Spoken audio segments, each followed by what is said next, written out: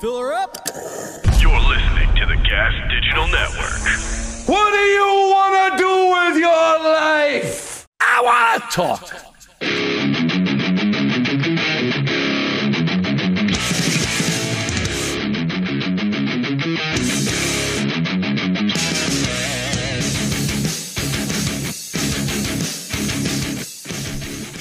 Welcome to I Want to Talk. You know who I am, D. Snyder. Yes. And this is part 2 of War Stories Violence. When I started writing down war stories, not the majority, but a whole shitload of them were involved violence or the threat of violence or violence that I was involved in or violence surrounding us, Twisted Sister or me. And I thought I had to break it out into a subcategory of war stories. And last week, I told you, not last week, but a couple weeks ago, I told you some violence, war stories. And I said, wow, I didn't even get through the whole list. So this week, it's a subgenre of a subgenre, and that is biker war stories violence. And but I'll bring you up to speed on some things going on in general. I'm in El Paso, Texas, at a hotel. You can tell by the sterile environment, I'm sure. I feel like I'm in a business meeting, at a board meeting or something, but I set up on a table in my room today. Again, I'm a freaking roadie. I'm dragging around all this gear, and it's took me like a half hour to set up this stupid camera and microphone, getting the shot right, getting the lights right. Come on, people, subscribe so I can hire people to do this stuff. Yeah, just click on that button. I tell me that more and more of you are tuning in, listening, thousands of people checking out, downloading the podcast. That's really cool. I love talking to you. But certainly having subscribers to keep this thing going would be really, really good. So click on that button, subscribe. And there's some sort of promo code D where you can save a little, you could get a discount or something. And I don't know. I've just said there was going to be bonus material, but I've got to make sure I give you some bonus material. Maybe I'll do some I'll put on a tiara and I'll prance around my room. I'm really I don't know where I'm at mentally right now. I'm just kind of not giving a shit. And not in a bad way, but sometimes I like to put on the sunglasses to have a little attitude. I didn't shave. I just was flying all day today to El Paso. Wearing my traveling clothes. I haven't got any rock and roll jewelry on, nothing. But I always feel that these things, these relationships I have with people, when I do radio, podcasts, this kind of thing, it's really more intimate. Oh, by the way, if you're listening and you're here, why am I talking about jewelry and glasses? Because I film this thing. So you can see this. And apparently it's of interest. Everybody, it's now the thing. Film it and you broadcast it. And there's nothing particularly interesting going on. It's stagnant. But some people like to watch the monologue or whatever you want to call it. The conversation. Sometimes it's a conversation. Sometimes it's just me expounding. But some people do like to watch it. So, and get to see, well, what was D doing? Well, D didn't give a shit today, and he didn't shave and didn't get dressed. He didn't, he's got the most boring background in the world. It's a curtain. I should open that up. Let's see if we can see. Can we see any lights or anything? Maybe it'd be a better background. Hold on. Look at that, people. El Paso. Is that a better background? Big city of El Paso. The big city of El Paso. I'm talking to you. So I'm losing my shit, and I'm on a really intense run right now. It's sort of the last run of the year. And it started a couple days ago, going to Nashville, Tennessee, as opposed to Nashville, I don't know, Yugoslavia, and I filmed the second 4 episodes of a show. It's called Who Will Rock You, and it's in its second season, and me and Carrie Kasem. Carrie Kasem, some of you know from Nikki Sixx's Sixth Sense show, and she's her father was Casey Kasem, and she's been in the news because of the whole dispute with her stepmother over her poor father's. Well, he wasn't dead, and they, whatever. I mean, I know Carrie, and I was with her doing the show, and Nancy Grace, Helmet Head, did a interview with her stepmother, and they were trashing the family, and and we were filming, and I could see the pain that Carrie was going through. I mean, this was her dad, and there's I don't even know the whole with what's going on or whatever, but at the end of the day, I have been there with my mom last year when she was hit by a car and went into a vegetated state and was, on life support and stuff for a couple of months. And we didn't decide to pull the plug or whatever. She passed on her own, but it was torture during that 2 months for my family to discuss, like, what are we going to do about this? I mean, this is not mom as we know her. Do we let this go on, or do we take action? Fortunately, she made the decision for us. But it was tough. And, and I don't know all the facts and details, but I can see someone who's suffering when I look in their eyes, and I could see someone who's in pain, and I could see someone whose heart is broken that she lost her dad. So whatever went down with Carrie, and like I said, I don't know. I didn't really pay attention to that stuff. I certainly know that this was not some easy decision on her part or her family's part. Anyway, so we were judges on the show. I was filming that in Nashville. Oddly, JJ French was in town doing a spoken word thing, so I got to have dinner with him, which was great. So many people have moved down to Nashville. It's a great town. And then I flew to, by the way, the filming wound up going longer than expected, so I had to postpone one show in Texas, but I'm making this one in El Paso, which is tomorrow night. And then I leave the day after that for Finland, where I'm doing this Ragnarok, they call it Ragnarok Christmas. And it's kind of they've got kind of a TSO thing going on in Denmark with Denmark's has more heavy metal bands come out of there than anywhere in the world. And they've got, not to say Denmark, Finland. I apologize to the Finns and the Danes. They hate, Scandinavian countries hate when you cross them up, okay? The Finns, more metal bands come out of Finland, and they have this thing, and all these metal stars get together and do this arena tour every holiday season. So I'm going to join them, I think, for 2 shows. But then I'm also doing For the Love of Metal shows. But because of scheduling, I've picked up a Finnish metal band who's learned my set, and I'm playing with them. So when I fly over, I got to rehearse with the Finnish metal band, and I got to rehearse with the holiday metal rock show.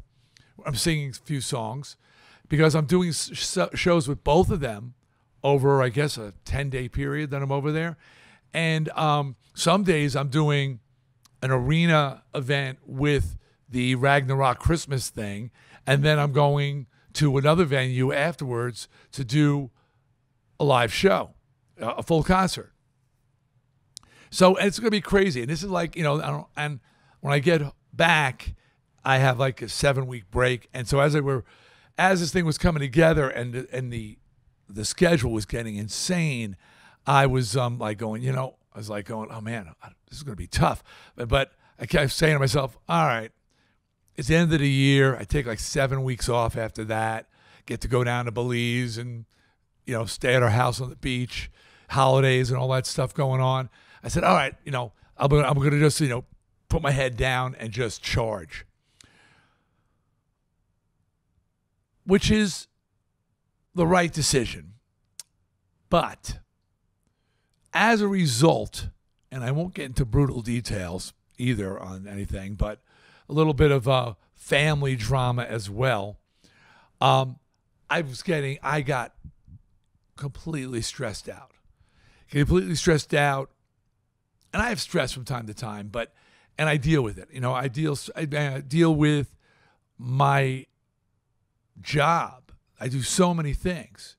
Oh, and by the way, adding in, so I've got this TV show I'm judging. I've got these live shows I do in Texas. I've got the live shows in Finland. I have multiple radio shows, House of Hair shows to record, podcasts to record, like I'm doing now. So it's like piling up on me, And then we have Thanksgiving, and I'll just say there was some family drama. And I'm not going to get into my family drama anymore, but, we all have family drama, especially around the holidays, right? And I am just maxed out on stress. And I'm really just, I got lyrics to learn for these shows, not for this holiday show that I'm doing. So I'm really stressed out. And I had a scheduled EKG, heart monitor, something. Matter of fact, now I am Joe Fitness, Joe Healthy Lifestyle, the first thing I bought when I made it was a gym. I bought a gym. Who does that? But so I've always been, no drugs, no alcohol. And I work with a nutritionist, and I'm on designer vitamins. And, I'm that guy. I always say it's not a sprint, it's a marathon. I don't want to be in the 27 club. I want to be in the 87 club. So, this is who I am. This is what I do. So I'm going for this routine EKG. And I go in for the appointment, and I come out, and I'm just like, so how was it? The guy goes, I'm not the guy. I don't get ever. I don't get hesitation. I get, you're fucking amazing, man. No, I get, you need to see a cardiologist. There's some irregularities. Well, my wife's with me. And Suzette. And she freaks. Okay, because I'm not a kid. And this is, I met Tony Danza. He said, Tony said, I realize I'm holding this microphone like I'm on stage, so I can see my eyes. Tony Danza, and he said to me, I said, hey, Tony, man, you look great. He says, D, he says, what are the 3 stages in life? I said, I don't know, Tony, what are they? He goes, youth, middle age, and you look good. A truer statement was never made. No one says to a 25-year-old, you look good. No, not even to a 40-year-old. You look good. No, you get to a certain age, you cross that line. They could say you look great. They could say you look amazing, but it's not something you say to younger people. You only say it to older people. You look good.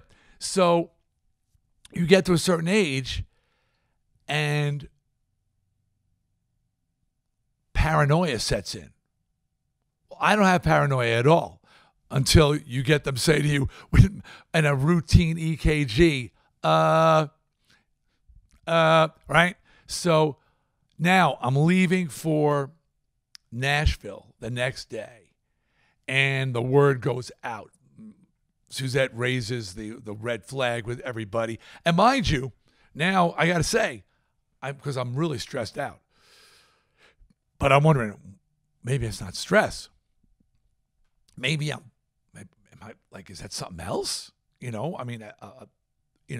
So the word goes out to my people, and this degree of panic is setting in that I've never experienced before. And it's got to freaking me out too. I've got to get to a cardiologist immediately because I'm leaving for Finland, and I'm flying, and I've got this intense workload, and if there's something wrong, people want to know.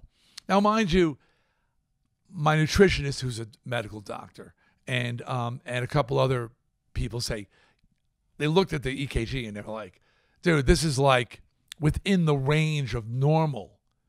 This could be the machine wasn't set right. This could be, of so many things, but you get it checked out anyway. And in my family, my grandfather, my father's father, died at like 66 and of a massive heart attack. He had multiple heart attacks. This guy was smoking like 4 packs of cigarettes a day. This guy was unhealthy as fuck. I remember going on vacation with them, and we were sharing a hotel room, small room, and being terrified as like a 7-year-old to walk past my grandfather's feet that were hanging off the bed because he had these purple claw toenails, which I now know are like a sign of like heart condition, poor circulation. It was and just like pinned to a wall trying to get past the toenails. So this guy was not healthy. And my father had an incident, heart-related incident, when he was like 78 or something like that. And they said it was so, he passed out. And they ran tests, and they said, like 10, 20 years ago, they wouldn't have been able to tell that he had an incident. It wouldn't even have registered. It would not have registered as a heart attack. But they could see an electron, something. He had to have a stent put in his heart. Dad's gonna be 88. Okay, so, and my dad's not a health nut either. So I got the genetics going pretty solid, except for Grandpa, who with the purple toenails and smoking 4 packs of cigarettes a day. He was just on a death wish. He had a death wish, that guy. Anyway, so now management, my wife, everybody, I've got to see a cardiologist. So we get to Nashville, and it happens to be, Nashville's like, a really urbane town, believe it or not. For those who know, it's a big little city, but it's got a lot of people here, a lot of hip people, and a lot of, important people and great doctors. So they get me this dude, and I go in, and they give me a battery of tests. Echocardiogram, another EKG, the EKG, the second EKG was great. It was like, I don't see any glitches, but you either have an athlete's heart or some heart condition, because your heart is big. My heart is big because it's enlarged. It's some. I'm like, dude, I'm telling you, it's an athlete's heart. I've been working out my entire freaking life. I run like a lunatic. I said, I'm in fucking great shape. My heart, my blood pressure, my heartbeat rate is low. I'm like, whatever. So I said, either you've got like a serious heart condition or you're an athlete. Thanks. So then they send me for blood work, and they said, I'm there. I got there at 8 a.m. I don't think I got out to 1 p.m. 5 hours, batteries of tests. And what they come back with is 110%. I'm perfect heart, a young man's heart. I'm in perfect health. It was a glitch. He said, he says, you're stressed out. And I was stressed out. Those damn family put you over the edge, I was stressed out, And he goes, and did you drink coffee before you took the EKG? Did I drink coffee? I was like, that's like blood for me. Yeah, I drank coffee before I took the EKG. Oh, it could have been the coffee. Great. How about telling me not to drink coffee before I take the EKG? My poor wife was freaked out because I'm at that point where, hey, you look good. Hey, you look great. Hey, you look fantastic. But still, I'm at that age where people start. My kids were worried. I remember it was worrying, and it was just like ludicrous. Why the fuck have I been working out and staying in shape my entire fucking life? I have to deal with shit like this. False alarms. False alarms. So, where does that leave me? Oh, that leaves me violence. Bikers. I'm a biker. I wasn't always a biker. I've always been kind of a dirtbag and a freak and a weirdo. I've always been a car guy, motorhead, but not a biker per se. Mark the Animal Mendoza was my bass player. He always a dyed-in-the-wool biker, true blue. And he was always trying to get me to get a bike. And I just thought, just as just an offshoot here, that motorcycles and cars were basically, one and the same. And motor, power, I like cars. You ride motorcycles. I didn't really see the appeal.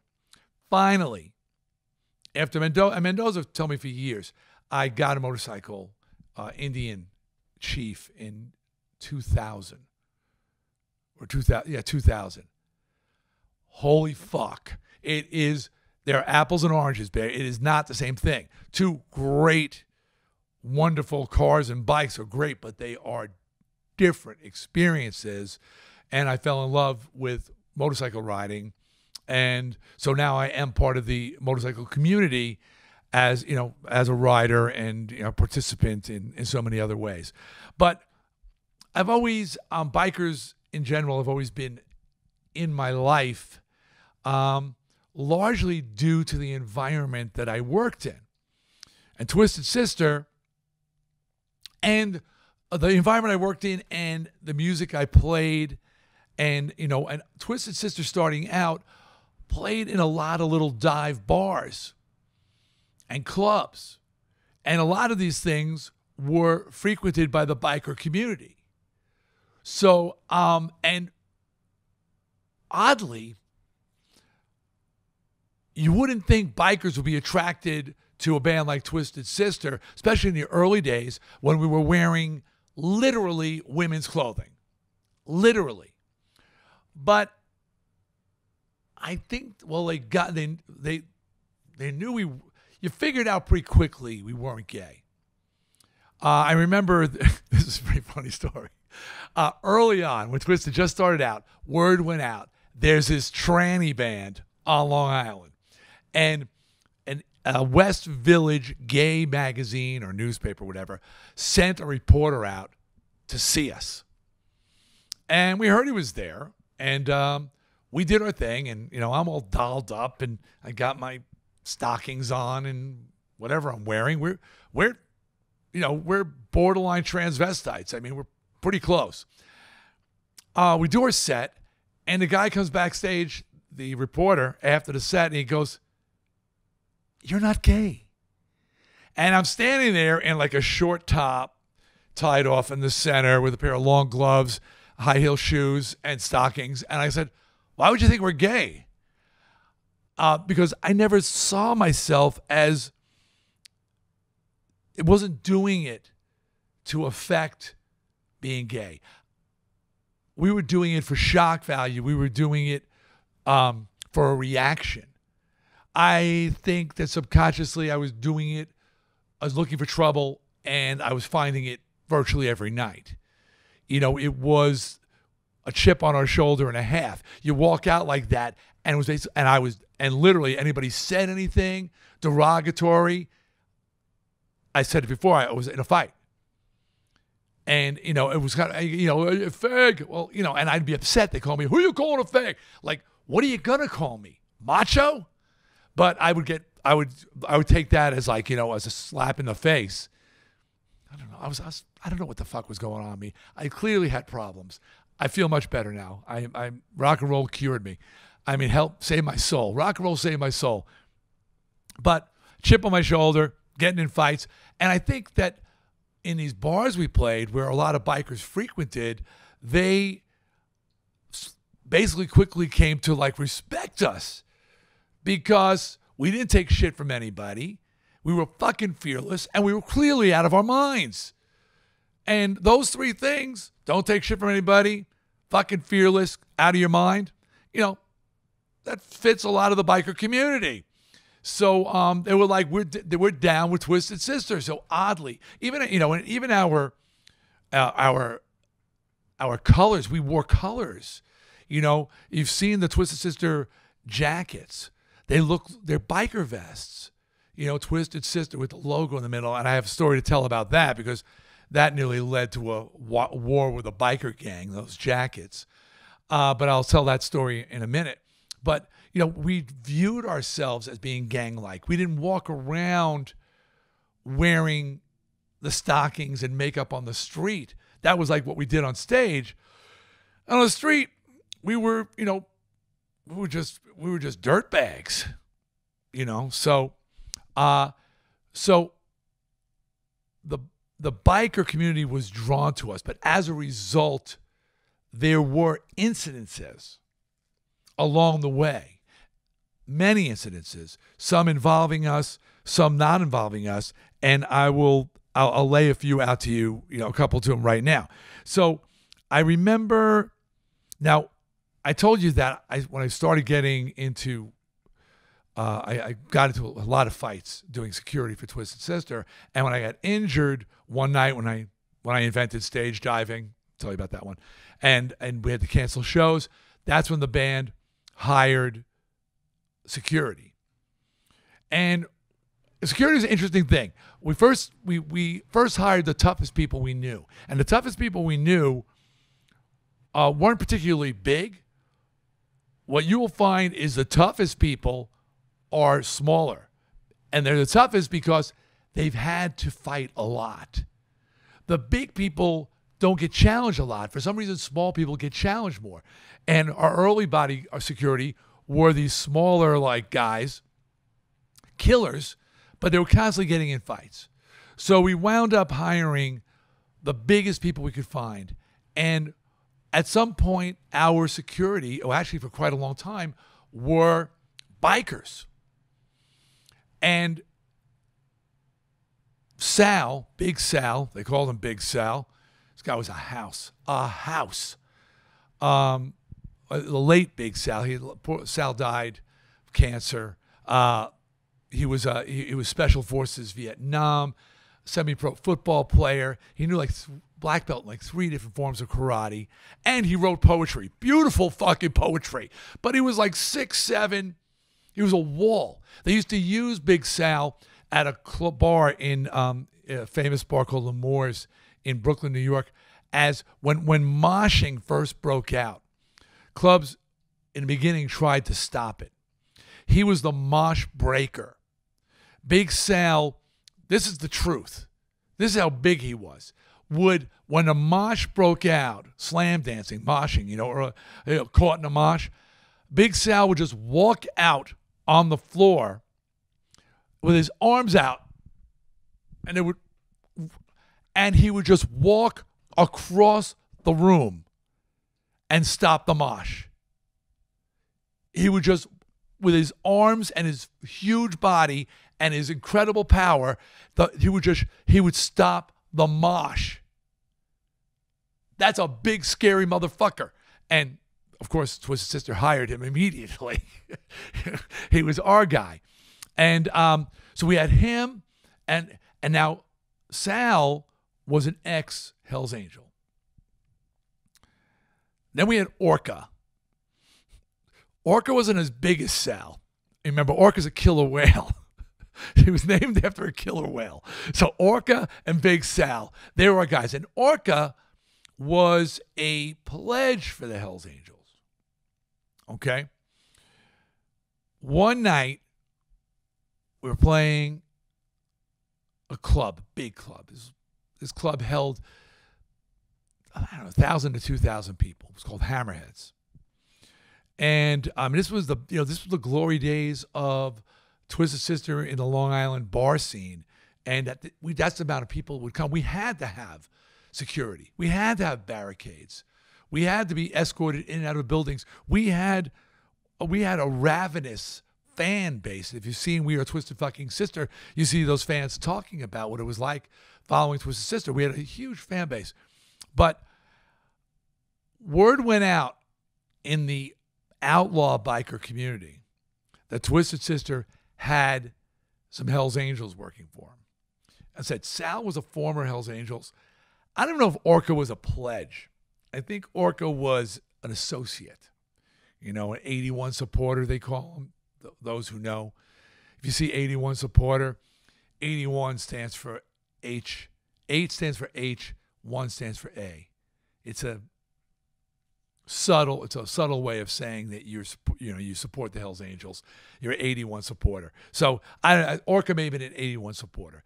Nonetheless, the word went out, and another bike gang came down to get them.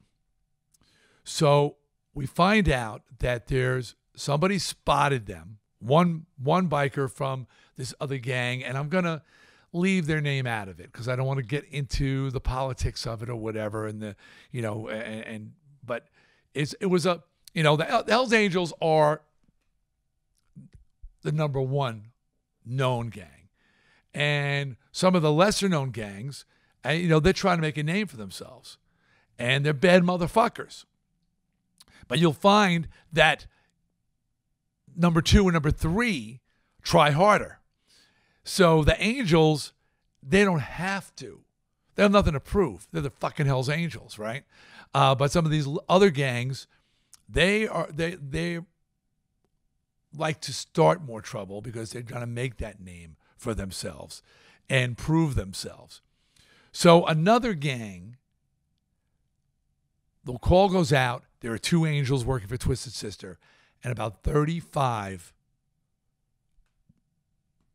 gang members come down to the club.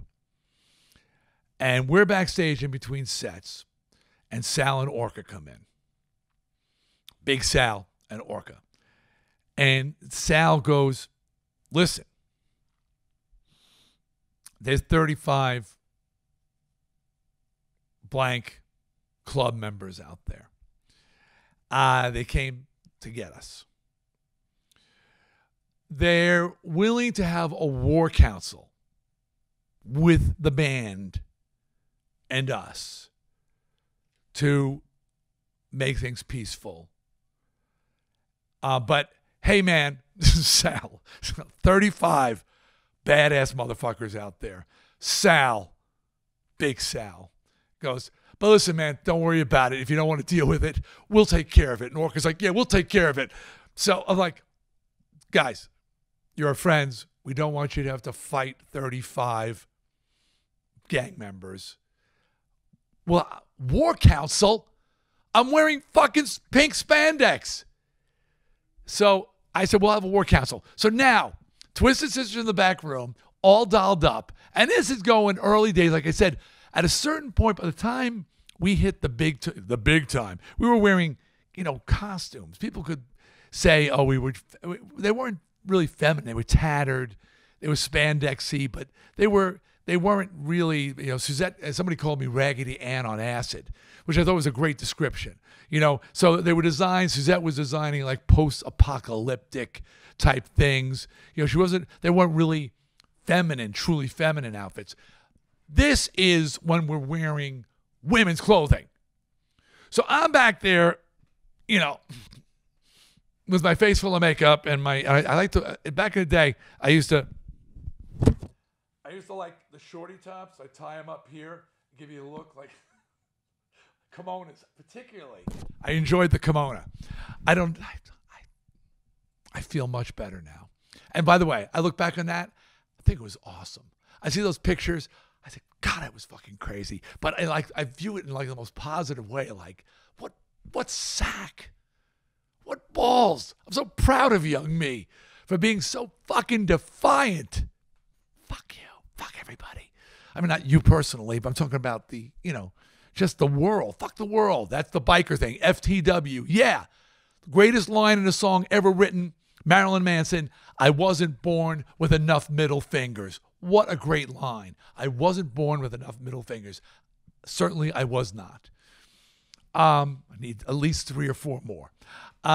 Anyways, so in comes the president, sergeant at arms, like not all 35 of the bike gang, just like the key dudes come in, bikered out, and there's Orca and Sal and his twisted sister wearing lace and chiffon.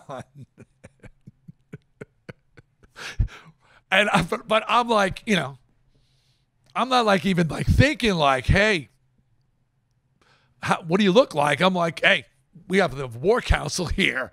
So we have a war council. And at one point, the president of this other bike gang says, hey, come into the bathroom with me. In retrospect, a very odd request, asking this chiffon and lace and effeminate rocker to go into a bathroom. And he go in the bathroom and he breaks out a vial of cocaine and lays out a couple of lines. And now this is making the peace. But I don't get high. What do I do? Do I break? This is like we're looking at a gang war out here and my friends potentially being in danger. And I said, no, I'm not going to I stand my ground. And I said, I don't get high. And the guy looked at me. I said, all right, cool. And he did the lines himself. And I said, are we cool? Well, I'm in this fucking bar bathroom. It's not like the big bathroom. This is the dressing room bathroom. So it's basically like, and it's like an airplane bathroom. So we're like in there, like, so are we cool? Yeah, man. We're good. He snorts the line off his hand. Yeah, no, we're cool. We're cool. Everything's cool. Yeah, we made the peace, and they went off, and a fight was diverted. So that doesn't have a glorious ending, but it's kind of a funny story just in the dynamics of a twisted sister in a war council. But it reminds me, actually, first time I hung with Lemmy Kilmister. We became friends and we went out together. And Lemmy, who proudly did a lot of speed, a lot of drugs, drank, proudly. And one of the first times we hung together, Lemmy breaks out some speed, lays down some lines, and he hands me a tutor. And I go, oh, Lemmy, I don't get high. And Lemmy looks at me, he goes, okay, more for me. And he just snorted it all up. And that was our relationship, me and Lemmy. I didn't get high. He got very high. And he loved that fact that he did not have to share. And I love the fact that he didn't care. He didn't care that he get high. We were friends. That was cool. I love that about Lemmy. All right. Another story. So speaking of Hell's Angels, another night before we had Big Sal and Orca, when I was doing my own security, we're playing in this seedy bar. And I'm, dressed in my whatever, the usual accoutrement. And it's really a small club. And Twisted Sister always prided itself on putting on the big show, even in a small club. So we brought, lights, and we did like the full show, even if it was a little place. From day one, and that's the lesson we learned. It was like our thing was, I had just come from a band before Twisted Sister where the guys in the band wouldn't dress. We would do 5 sets in a night, and if people weren't there, they wouldn't put on a show. And I used to say, how the fuck are we supposed to get people to come down here if people are just phoning it in. So Twisted's attitude always was, if there's 7 people there, they're getting the full experience because we want them to go tell everybody, you got to see this band. I went there was 7 people there, and they were like blowing the place up. So that was our attitude in general. So we, from the very beginning, brought our own lights in, but we wouldn't use the house lights. We wouldn't use house sound. We brought our own shit. We just, we went for it every night. But when you're in like small bars and you put up these lights, a lighting truss, they sometimes tend to be like really low. So they're really in your face. So you're just sort of getting blasted with lights in your face and you can't really see. You're blinded by the lights. Revved up like a deuce. Like, is that revved up like a douche? I always want revved up like a douche. Anyway, we're performing, and it's this is the early days of the band. We're not popular. We're not one of our records out. We're proving ourselves, and somebody beans a bottle cap off my head. You ever see people who shoot the bottle caps, like they can do that snap thing and they fire them off? Well, somebody beans me in the head with a bottle. I stop the music. I can't see anything, lights in my face. And I go, who the fuck threw that at me? And there's silence. I said, what pussy motherfucker, come up here, you pussy piece of, I am going off. And usually when I'm doing this, my band be like going, like, they're like, yeah, they're like, cheering me on. Yeah, yeah. I look over my band, and JJ is doing this. And I go, why is JJ doing this? The lights, nope, there are no takers. The lights dim, and I see why JJ is doing this. There are 2 giant Hells Angels holding back a monster Hells Angel. A Big Sal size. They got him by the arms, and he is like, he is pulling, because I've been calling him every kind of pussy, piece of shit, wimp, motherfucker in the world, challenging. I'll kick your fucking ass. I went through the whole song and dance to a silent room, oddly silent room, and now I find out why everybody's so silent, because I am calling out a Hell's Angel.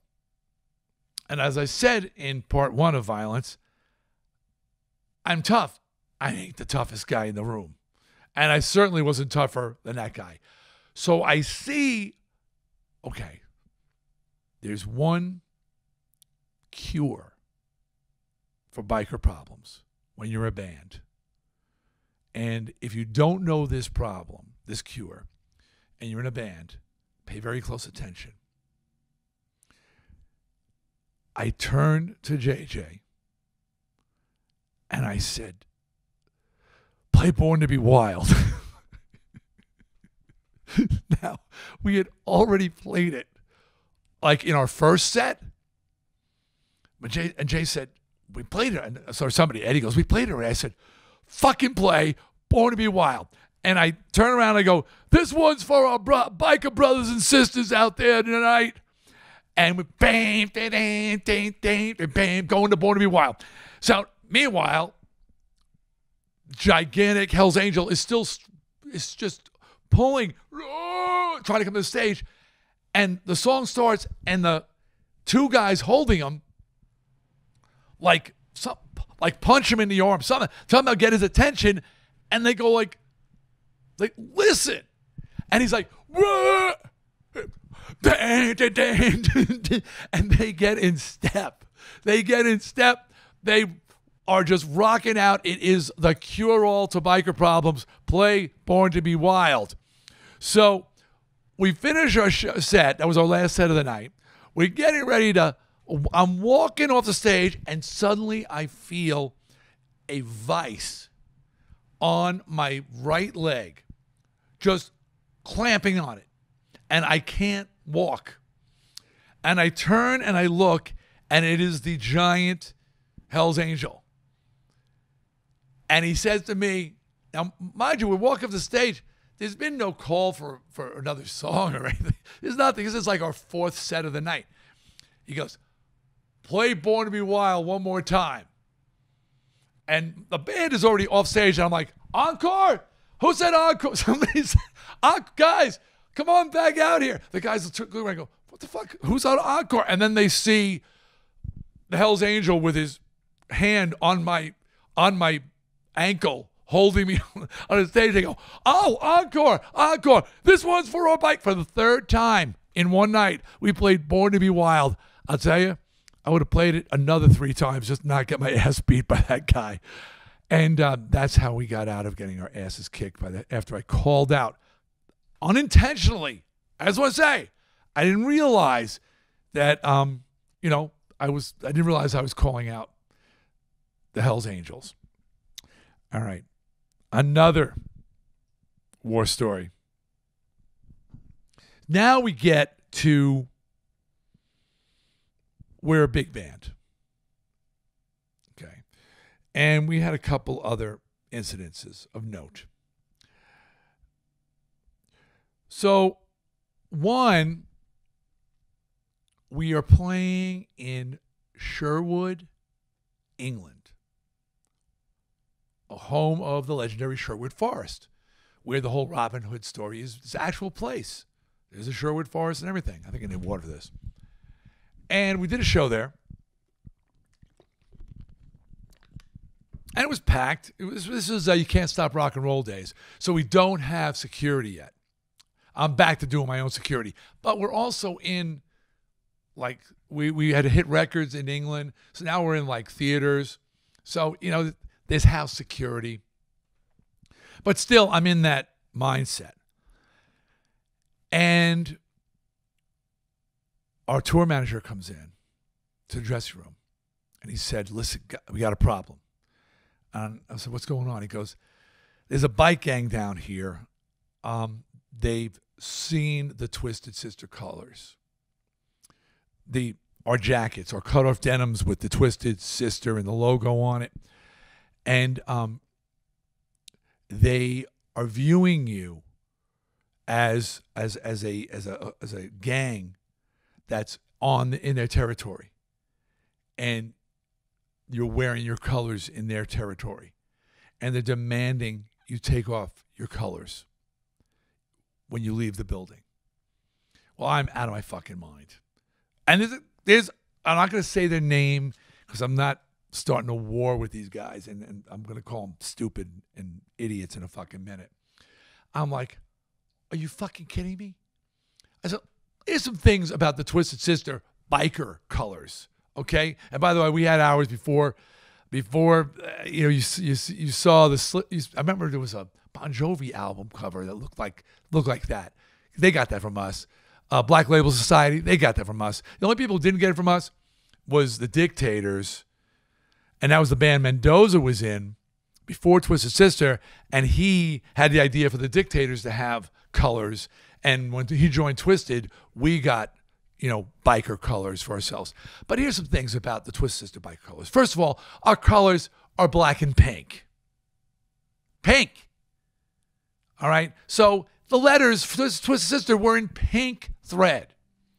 Secondly, bike gangs have MC, stands for Motorcycle Club.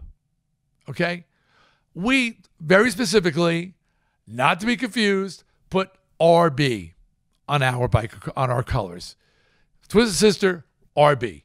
And being even sillier, and we were being a little silly on one degree here, we had a registered trademark symbol on the TS. There, if you look closely, we had this logo, and then we had them add in there the registered trademark symbol, so nobody would steal our symbol. Anyway, these are not biker things. The Hells Angels don't have registered trademark on their back. They don't have to. No self-respecting bike gang does. So we've got a bike gang who's seen our jackets, and with the RB and the registered trademark and the pink thread, they're viewing us as marching through their territory as a threat 5 guys. Very few people have those colors, by the way. Roadies had the colors, but they had to be with us for a long time. So maybe 10 guys. And they want us to take our colors off or turn them inside out. Well, I am beside my fucking self. I'm like, fuck these dumbass motherfuckers. These stupid ass motherfuckers. Fuck them. I'm not fucking taking my colors off of these fucking pussy pieces. So they calm me down and they go back and forth, and we let it be known that we're not a gang. We're doing a concert. We're not even riding here on motorcycles, and we can't take off our colors, just like the Warriors. We can't take off our colors. We don't do that, But we'll walk peacefully. We're leaving town. We'll walk peacefully out, and once again, the band, we have walked past, this line of this motorcycle gang who were all watching us, just waiting. And I am, and the band's going, please, D, please don't fucking say nothing. Please, D, keep you cool. Don't lose your shit. I'm like, motherfucking piece of fucking shit. I'm an idiot. Okay. It would have been crushed. I would have been crushed. But we did not take off our colors.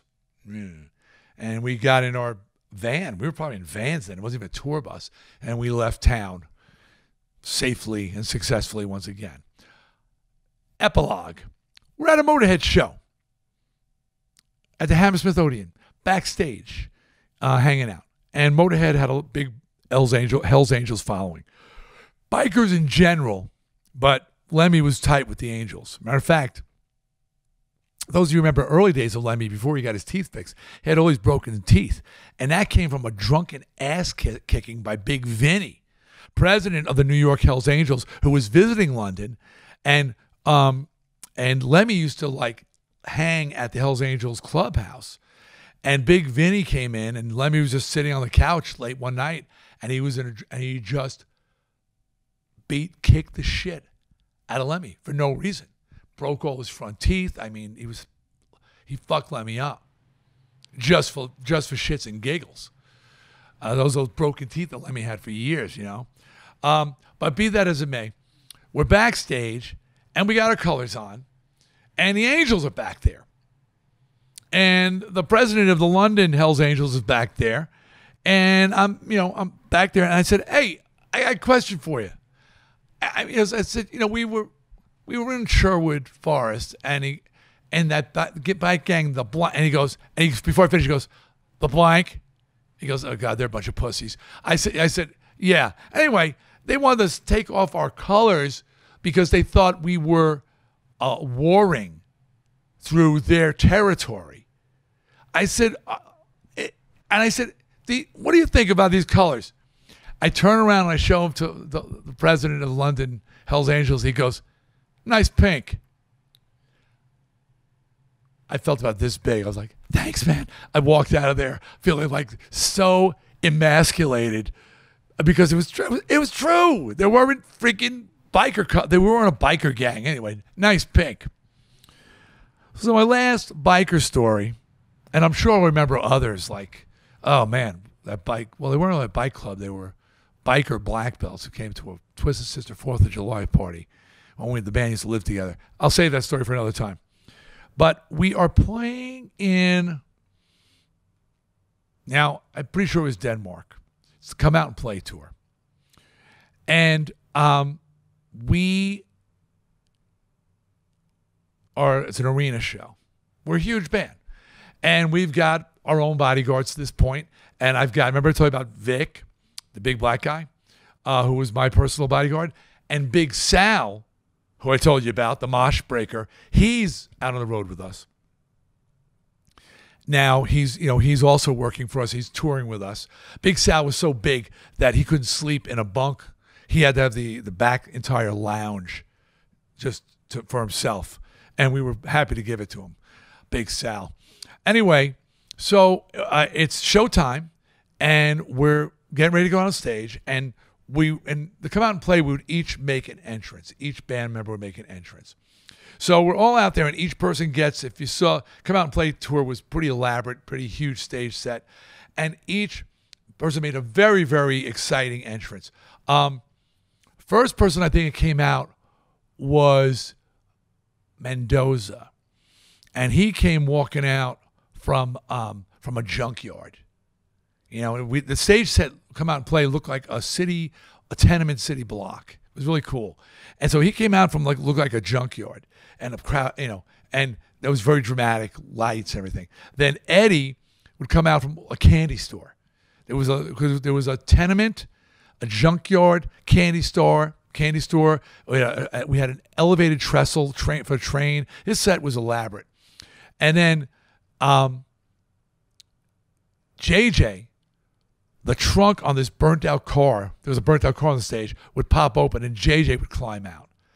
And then AJ, the front doors of the tenement would open and this massive drum set, four bass drums, huge, would come rolling forward out of the building. And it was painted to look like garbage cans, paint cans, just, you know, soup cans. Everything was amazing. And then we literally had a manhole on the stage, and people wouldn't realize it. They'd see it maybe from above, but then the manhole cover would fly off, and I would rise. I'd be lifted out of the smoke, out of the sewer.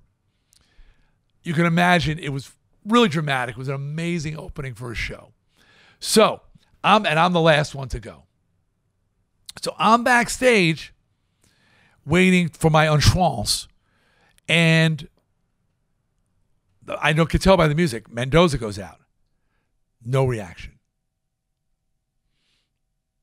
Eddie goes out. No reaction. And I know it's a sold-out show. It's a huge arena. It's sold out. JJ goes out. No reaction. AJ goes out. The drums, no reaction. I go, what is going on out there? Suddenly, I see Vic and Big Sal go running by.